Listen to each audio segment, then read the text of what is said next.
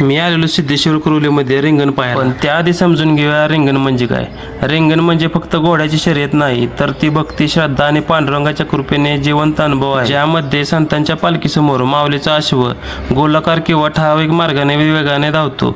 वारकऱ्यांची अशी श्रद्धा आहे की अश्वावर स्वतः पांडुरंग किंवा संतांची कृपा विराजमान असते, त्यामुळे अश्वांच्या टापांखाली उडालेली माती वारकरी भक्तिभावाने मस्तकाला लावतात. आता पाहूया सिद्धेश्वर कुरुलीमध्ये पार पडलेलं रिंगण. हे रिंगण पार पाडण्यासाठी हत्ती, घोडा, बैल आणि बरंच काय काय आलेलं होतं. रिंगणाच्या सुरुवातीलाच हत्ती आणि घोड्याचा राऊंड झाला आणि लगेचच संपूर्ण दिंडी म्हणजेच तरुण पिढी, टाळकरी, ढोलकवादक, झेंडा घेतलेले वारकरी, विणावादक आणि डोक्यावर तुळस घेऊन विठ्ठलाच्या नामाचा गजर करत बऱ्याच भगिनी व त्याच्या पाठीमागे पालखी चालली होती. आणि आपली संस्कृती पुढच्या पिढीला कळावी म्हणून ह्या बारक्या पोराच्या हातामध्ये झेंडा देऊन पूर्ण रिंगण पार पाडण्यात आले. आणि आता तो क्षण आलेला होता, जो क्षण पाहण्यासाठी संपूर्ण वारकरी संप्रदाय आणि विठ्ठलाची भक्ती इथे जमा झालेली.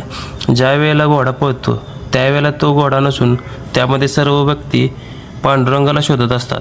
घोड्याच्या पायांच्या टाप्यांमधून उडालेली धूळ त्यामध्ये विठ्ठलाचे दर्शन घेत असतात. तसे घोड्याचे 5 रांगण पूर्ण झाल्यानंतर संपूर्ण वारकरी संप्रदाय, लहान मुलं रिंगण झालेल्या ठिकाणी जाऊन घोड्याच्या टापातून उडालेली माती शोधून कपाळाला लावत होते. अशा प्रकारे संपूर्ण रिंगण सोहळा पार पडला आणि लगेचच आमदार जयकुमार गोरे यांची पत्नी सोनियाताई गोरे यांच्या हातातून आरती पार पडली. व्हिडिओ आवडला असला तर फॉलो करायला विसरू नका.